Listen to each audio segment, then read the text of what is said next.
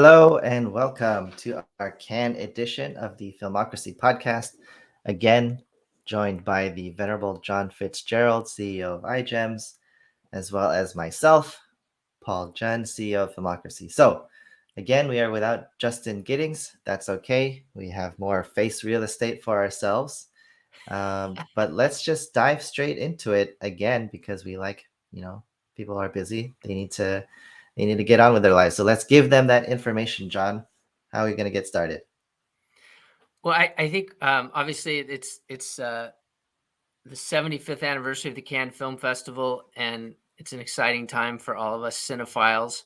The first time that it's been back in full swing since the COVID drama.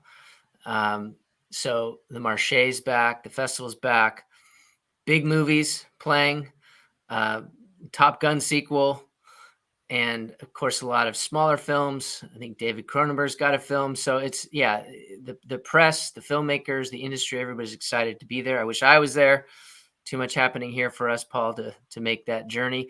But I think it's a good time to talk about kind of the role of film festivals, and ironically, Eric Cohn at IndieWire wrote a great piece this week about the role of film festivals and about how we might want to be rethinking distribution in some ways. So I think that's a great kickoff point, Paul.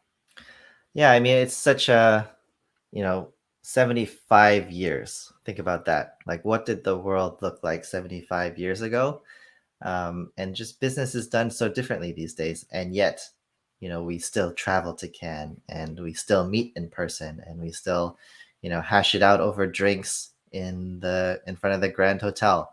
But really, like, you don't need that to do business. You want to do that for business because it's, we used to call it boondoggling, which is you're just like practically going on vacation, but you might make a few deals along the way. So it'll be interesting to see. I know, like, because this is like the first year really back in Cannes, I know that some people are going, but like from my old, network, not as many people are going this year as I expected. Coming back in person, I don't know if there's like some reason for that or if there's still some restrictions or anything like that, but it seems like, especially even like a lot of the emails that come out from all of the distributors and sales agents prior to the market, usually there's like a flood of them that come out during that time, like, hey, we're going to be in Cannes, come meet with us in our office or schedule a meeting. And there's not that much of that. So what does that mean? If maybe Cannes can sustain itself as a film festival, but maybe as the business side, maybe it's less relevant than it used to be. Yeah, well, it is interesting when you kind of really get down to the core, right, of what film festivals are, and Cannes has always been kind of the playground, right? It's France, it's the Croisette, it's an amazing trip, and it's fun to go, and it's great for studios to take their executives and their marketing teams out to launch a big movie there, for sure. But it's also been a place of discovery, right? And I think that's something that kind of gets lost.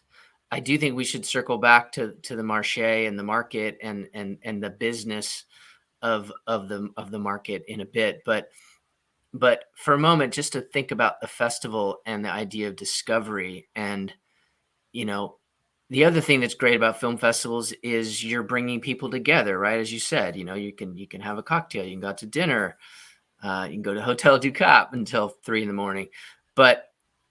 But at the end of the day, if it's about cinephiles and commerce and an opportunity for the media to see these films for the first time, right? Most of these movies have press screenings. Smaller festivals don't have that, and the filmmakers come and they talk to the media after their screenings. So it is a business, it is a machine.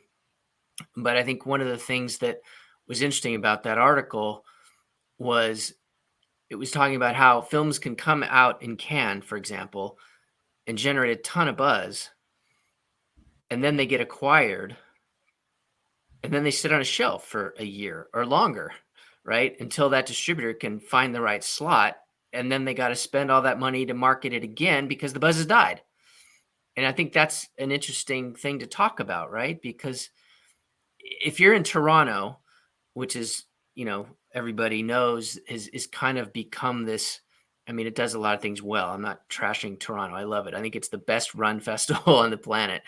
Um, it's great for filmmakers. It's great for industry. People take their 2-week vacations to watch movies. I mean, it's a great festival, but they also do a lot of press junkets. And because the prestige pictures that are gunning for awards are coming out, in that next quarter, a lot of times the studios will release these movies right after Toronto, so they capitalize on the buzz. They do their press junkets there. That's not happening in Cannes for the most part, other than Top Gun, which is being released, I think, on the 27th of May. But most of these movies that get acquired there are coming out for a while. Yeah. I think also, I mean, in the face of that, you can look at the Academy as also a sort of similar relic as Cannes. It's a lot of this like glitz and glam, we are so much better than everyone, look how fancy we are type of thing. But we saw that the Academy Awards were one of the lowest ratings they've had this previous year. I mean, everyone saw the slap heard around the world, but that was mostly on social media and replays. But the actual event itself is people find it kind of boring, and maybe that's a similar thing to film festivals. Like you can't just do the same tried and true dog and pony that you've been doing for 50, 75 years, and you just need more now. People need more stimulation to be entertained, you know like just being in a fancy place or dressing up in that fancy outfit doesn't mean I need to watch you you know Well, it's also, I think you mentioned this on one of our other podcasts. It's pretty damn costly to make that trip, right? And so you've got the distribution companies that have their hotel suite, and are in the marche, and they're hawking other titles, but they're spending, over $10,000 on that trip. Some of them in excess of $20,000 or $30,000. That's a lot of money. And so if you think, I don't know what, Paul, couple thousand international sales agents out there, and they bring a couple reps. I think there's over registrants this year. Those are those are a lot of people spending a lot of money, but I think it's probably, I don't know, I'm going to guess maybe 60-70% of what it was pre-pandemic. What do you think? I would guess less. um you're talking about attendance at the festival? Yeah, I'm talking about Number of, registered pass holders. yeah, I would say less. Because now it's like, I mean, if you have to go to Cannes, like you have to spend that money. But a lot of people now, especially like virtually, you can say like, oh, we're going to virtual Cannes, meet with us on Zoom. And Mhm, so you're claiming that time frame and claiming that event, but not actually paying for anything. It's just more of like a gathering time. mhm, mhm. So I don't know how much money they're making now. I'm sure they're scrambling because it's not an avalanche of cash anymore. Um, but yeah. So let's talk about this article for a minute. I'm gonna read a small piece of it, and then I want to ask a couple questions, get your feedback on the kind of the idea of distribution and what it means and what filmmakers are looking. But this piece that was in IndieWire is really interesting. And again, we talked a little about distribution, and if film festivals are starting to, in some ways, support the idea of revenue shares for filmmakers. Some are adding membership opportunities. Some are trying to keep the films for longer runs than just the festival itself. Like, isn't that kind of distribution in a way? So here's a quote from that article. Festivals have flirted with taking more active roles in film distribution, but few have cracked the potential to leverage the hype they create. The movies create buzz, they find buyers, and they wait until they find a slot on the schedule. By that time, the buzz is a memory. And that was Eric Cohn from IndieWire. And so it's an interesting thing to really explore if you think again about what festivals are really for and what filmmakers really want, right? So sometimes they want to have that opportunity to play on the silver screen, right? They want to play in theaters, but do they need to do that distribution deal where they have to wait 6 or 8 or 12 or more months? Is that doing them any good? And most of the time, those movies are going to lose money theatrically, right? More than 75% of them lose money. What do you think of that? I mean, let's be real here. Most films do not need a theatrical release. Everybody feels like they want it, and that's great.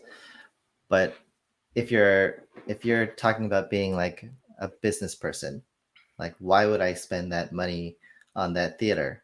So, I just want to make the most money possible so I can make more movies. That's Mm-hmm.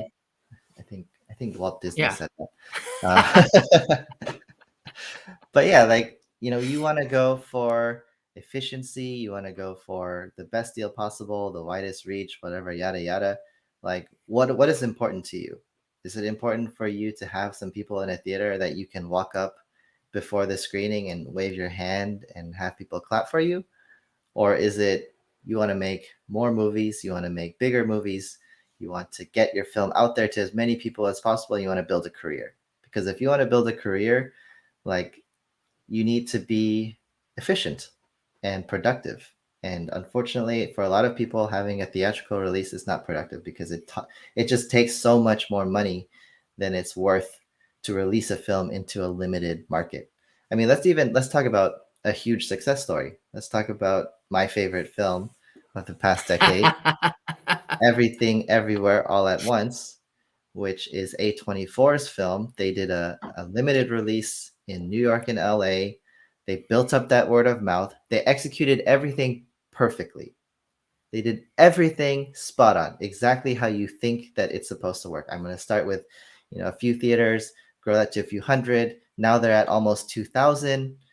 And Wow. That's a they, lot for that movie. yeah. And so they're going to cross like 50 million or something. What did they spend to market that movie? That we don't know. But there I is a bet they lot. spent a lot. Mhm. I bet they spent more than 10 or 20 million dollars Yeah. over the course of that journey, right? And I know that the movie cost 25 million to make, so it's not a little Yeah. indie. Yeah.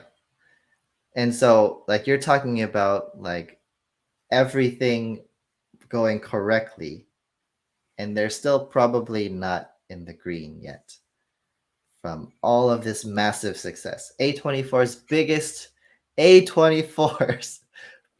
success is still not out of the green. So what makes you think that you releasing your film in one theater is going to, make any financial sense? Like, you need that hype machine to get the butts in the seats. That's what it comes down to. And Well, if that, another interesting thing that I think was a bit of a myth, and years ago, I remember people would say that if you had the big theatrical release, it would drive awareness, so that when it got to the home entertainment windows, right? This is DVD time, right? Cable and all that. That there'd be enough of an awareness about your project, but the misnomer there is that that's only if it's a movie that was released by the studios that spent a ton of money to market so that everybody heard about it. And you could say, oh, yeah, I got to go see that in the theaters. Or, oh, I can wait for home video or whatever. There was an awareness factor that was built up. If you're a small independent film that's playing the festival circuit without A-list cast and without a big marketing spend, if you just play a few theaters and nobody else ever hears about it, and then you go to home entertainment, that philosophy doesn't apply, right? And I think that that's something that filmmakers can often take for granted. But let's flip the script a bit here for a second and look at it from the other perspective. The question is there a home for these smaller independent films. Forget about your favorite movie, right? That did the smart platform release and is now over 2,000 screens.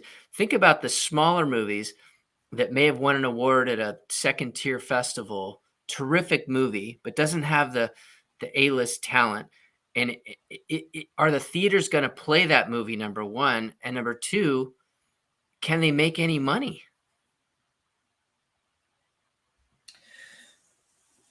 Probably not.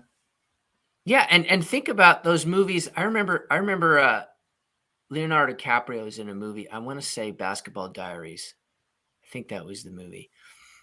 And I remember I had a movie playing 2 screens over.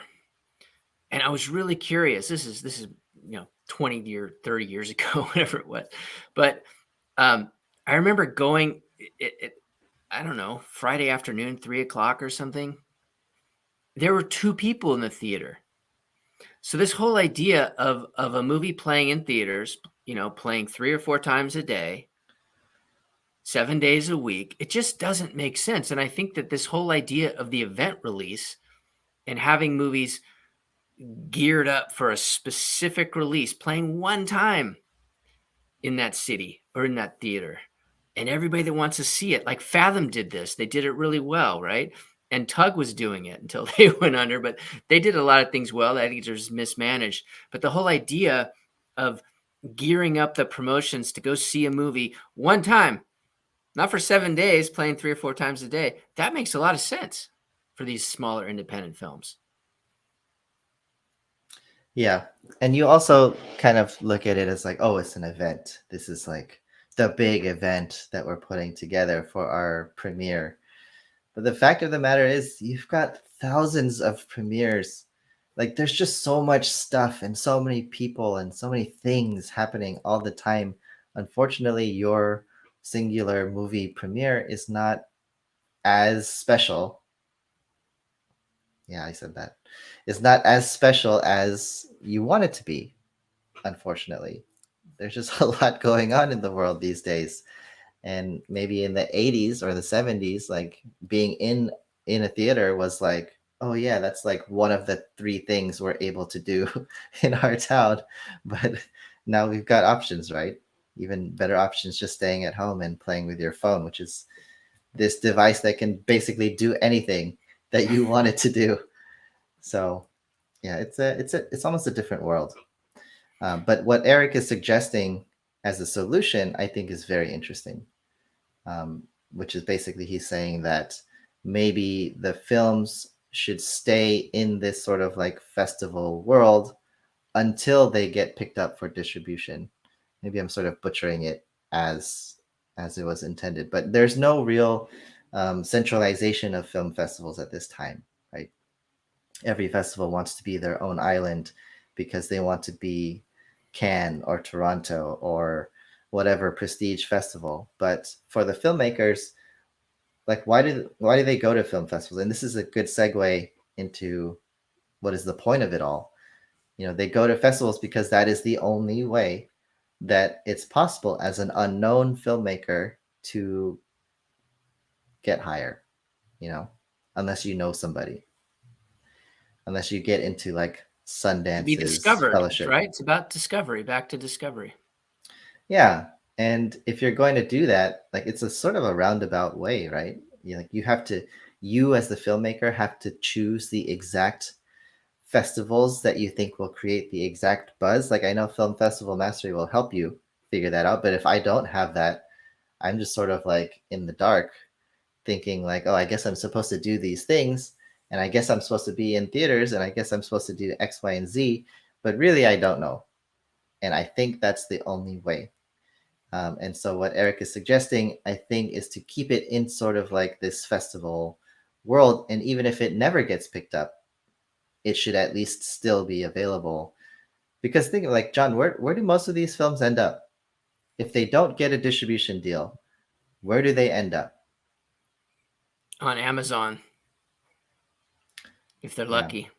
And then nobody knows about them, right?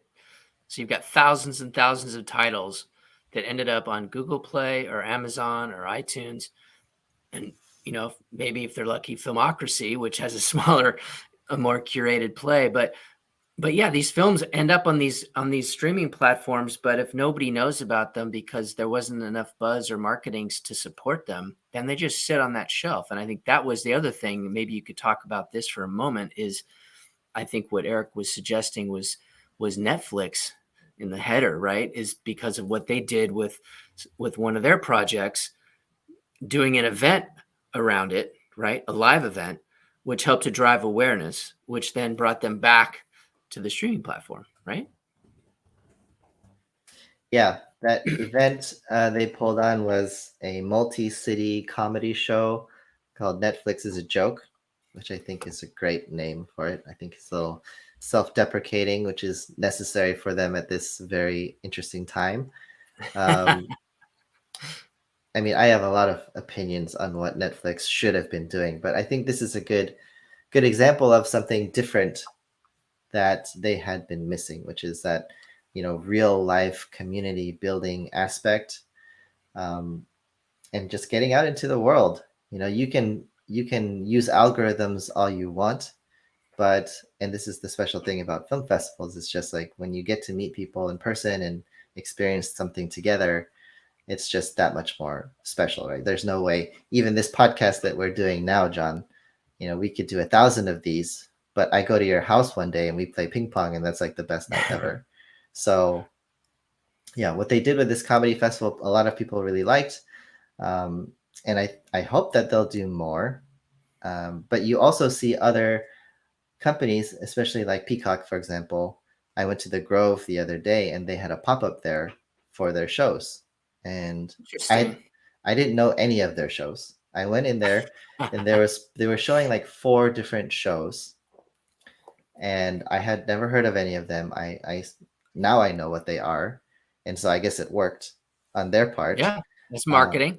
and I think that pop up probably cost them less than like a billboard on Sunset, but the activation that they got from me of like walking into a store versus driving past a billboard is completely different. Like I took some selfies there, and they had some little like photo booth areas set up, and like everything was like really high production design. They had like a little basketball court in there for their Bel Air show. Oh, actually, I did know about that show. But yeah, like it activated me in a certain way. And that's kind of what it takes now, I think, because Netflix has just been operating on this like we do everything and it turns into gold mentality. And now they have so much competition eating away at their market share that the same old is not going to fly. It's not enough. So I actually watched one of those Peacock shows, which was not the best. Um, Yeah, but it I got me to can try imagine. it. Yeah, well, that's marketing 101, right? Well, I just want to say a couple more quick things just because I think our listeners would appreciate this whole idea of kind of what you can do online. I mean, we talked a little bit about the idea of getting together, and I think festivals and getting together and being in person is always going to be important. But in terms of filmmakers trying to, as you say before, elevate their game, become profitable, move on to their next project, whatever the case may be, you want to be successful and you want people to see your movie. And there's 2 cases. One was Abra Marama. Coral Martesco is an old friend, and I know that they've done amazing things over there, and they call it direct to audience, and they create these really unique social screenings, and they did this event with Herb Albert Is, and they had over 20,000 people across Facebook, YouTube, Twitter, like participating and watching. That's a lot of people. It was a really creative campaign. They've done that with a lot of their projects, and I think filmmakers getting creative with partnerships and using streaming platforms is definitely a way to go. And then there's another film called 5 Seasons that Peter Broderick, I know, did a case study on. Terrific film, and that was breaking records. I think over 1 million people saw it virtually in a matter of days, and it was all about partnerships and getting the right people to spread the word about your project, and that helps generate awareness, helps sell tickets, whether it's online. offline, creating awareness to go, buy the stream from a website, even, right? Even if it's not on Amazon, iTunes, or Netflix. I think these are creative opportunities, but I want to just pivot for a minute to talk a little bit about the Marche, because I think you said the Marche was the market in Cannes was 1959 that started. Paul, is that what you said? And so I think just for a moment, maybe talk a little bit about how the world of markets is changing, not just in terms of an audience, but in terms of the value, and is the model changing? And I know Filmocracy's got some amazing things happening. So I will peel back the curtain of how this works. So I've done this before. So you, as the filmmaker, have very little access to the people who are actually making deals. Before the market, if you're able to get your agent to get the film to a small sales and production company and they agree to take you on, then there'll be like $150,000 sales fee that they will take out of their sales. And also, they'll charge you for marketing and travel and all sorts of expenses. And That so trip to then, Cannes, you paid for yeah, that. yeah, you pay for that. So, and all their meals and all their drinks and all of that, you're paying for that. So they'll take your film, they'll make some sort of sizzle reel for it and go to the market. And they have meetings set up back to back, 30 minutes, bam, bam, bam, bam, bam, bam, for like 8 hours. And so these distributors, international distributors, will show up at the office. Oh, hey, I'm here to meet with, Jon Fitzgerald. And they'll wait. The previous meeting will wrap up and the distributor walks in. The distributor, let's say, is the German buyer for, um, I won't name any companies, but I don't want to put anyone on the spot from my recollections. But the German buyer comes in and John's like, oh, hey, good to see you. How you been? How are the kids? Oh, it was so fun when we got drunk in Berlin. Remember, blah blah blah. You sit down, you shoot the ish for about 10 minutes. Oh yeah, like really, you don't talk about anything movies for a while because these are real relationships that have been cultivated over a decade probably. And they're like, and then finally, like 15 minutes, and they're like, all right, what do you got for me? And keep in mind that these buyers also have back-to-back meetings with other sales companies, and they're going from office to office to office. And the sales agents get to sit in their, comfortable chairs, but the distributors have to run around to all over, up and down the Croisette, up and down elevators, and it's really tough on them. So they're sitting down there. What do you got? And John will be like, well, we've got this really great, he'll start with his best foot. We've got this really great Sylvester Stallone movie, Rambo 17. He's coming back as a robot. Here's the sizzle. Bam, plays it. And then the German buyer's like, I don't know. We did an Arnold movie recently. It didn't do so well. What else you got?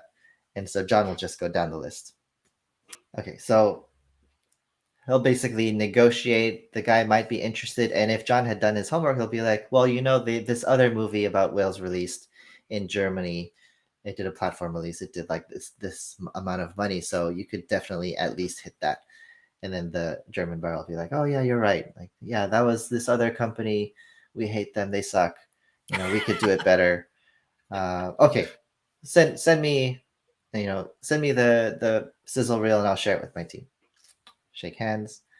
Um, John's maybe like, if John's a very good sales agent, John will be like, well, I do have that other German buyer actually coming in. If John is really good, he has set up the meeting so they come in right after and they see each other. And then they can be like, oh, Ooh. oh, yeah, like sort of pitting them against each other. But so yeah, this is the real deal. This is how it works. And if you're able to get into the sales agent's roster of films, like yes, you're paying a premium, 150,000, but they have access to the bigger money that you don't have as an individual filmmaker trying to make a deal with whoever. And I think, unfortunately, like most of the smaller production companies and sales agents, like they actually have their offices in the, what's it called? What's Marche. the building? What's that It's the building called? building, yeah. It's the Palais. It's the Yeah, the Palais. downstairs of the Palais. Yeah. So they're in the Palais where there's like hundreds. of booths, like 10 by 10 booths. Think Um, convention center. yeah, it's exactly like a convention, but the real big companies are in their own offices in like apartments or hotel rooms that they reserve for themselves and set up to be more prestigious and more private. And they Um, serve you champagne and mhm. espresso. So is your film then the type of film that goes into those premium offices, or is your film more of the type that goes into the Palais, which is not to say that those are bad films, but those are usually, lesser known filmmakers, more genre films, films that you won't typically see have a worldwide release, and don't usually have any A-level talent in them. And if you're there in the Palais, that's still a win for you as a filmmaker. If you've made it into the Palais with a company, like you've got a pretty good shot at making something. But if you're not in either of those, if you don't have a sales agent behind you and you're just sort of floating by yourself, oh man, it's hard. It is a hard business to get a deal done. Like if you can even like I think too many people think like, oh, I'll just Netflix. Like I'm really trying to get onto Netflix. And it's like it's not how this works. You don't What, just less than 1% of the movies that are produced independently every year land on Netflix. you know what? That sounds high. No, I'm rounding up. But hey, just real quick, because we got to wrap this up in a minute here. I think our listeners are appreciating the the history of the markets and how they work. But I would love for you to just tell us a little bit about some of the cool things that Filmocracy is doing, because I think you're trying to level the playing field a bit, right, with the Filmocracy film market. And I think, it goes without saying that the reputation of some of these sales agents that are going to take all your money and spend all of the marketing dollars on their dinners and all that. There are a lot of crooks out there. You really got to do your homework. But to talk a little bit about the market you're doing. Yeah, so the hardest part is getting your foot in the door. And that is the sole purpose of the film market is putting you in the room with different executives from production companies and distribution companies and sales companies and letting you have the chance that you never get. You see people walking around AFM poking their head indoors and hoping that something will happen if they poke their head in while holding their script, and that's not how it works. You will never get in the door that way. You will give them a script or a packet, and then they will just put it in a pile that gets thrown away at the end of the market. So what we're trying to do here is make it efficient for both the executives and also for you. If you're walking around trying to set up ad hoc meetings, like you'll maybe, if you're lucky, get one meeting, and that's out of the kindness of that person's heart. But here we're setting you up 4 minutes, ready, set, go, pitch your product. If that doesn't work, go to the next executive, almost like speed dating, and you actually have a face-to-face meeting. And this is nobody does that. And nobody, I mean, the executives don't really want to do it. I'm sort of having to convince them to do it, um, because this is such a new thing and a weird thing to spend 4 minutes with somebody. Usually meetings last for at least 30 minutes, right? But they're interested and they're intrigued. And we did our first one in April, and we actually got our first deal done from there. We had Jack Sheehan, the vice president of Archstone, vice president of sales for Archstone Entertainment, picked up a film from a great filmmaker, and he's selling it right now in Cannes. That's so It's awesome. happening. So it is possible. You just need to have the right setup. And that's what the film market is built to do. So we're going to have that at Filmocracy Fest coming up in July. And Filmocracy Fest, obviously run by Jon here. But we're going to have, sort of these marquee events coming together with the Filmocracy Fest and the film market and our script writing competition that we're going to do in person this time. It's going to be fantastic. So really cool event, really excited to be putting this together in person in really cool spaces, warehouses and theaters and things like that. So that's what's upcoming. It sounds great. It sounds awesome. Well, thanks, Paul, for sharing more about that. And yeah, we're excited to do that together at Filmocracy Fest. But can folks go to your website, or where could they go to see an example of what this market looks like? Do you have like a demo somewhere, or how would people get to see how that works? Yeah, so I think the best thing to do is to just go to Film Freeway and search for Filmocracy Film Market, and you'll see all the information there. You can submit your film there. You could even submit a script there. And then also the links to YouTube videos of like how the process looks, links to the space to click around and feel what it looks like and experience it for yourself. So definitely go to Film Freeway and search for Filmocracy Film Market. Sounds great. All right, Paul, let's wrap her up. All right, we did it again without Justin. Amazing. We miss you, Justin.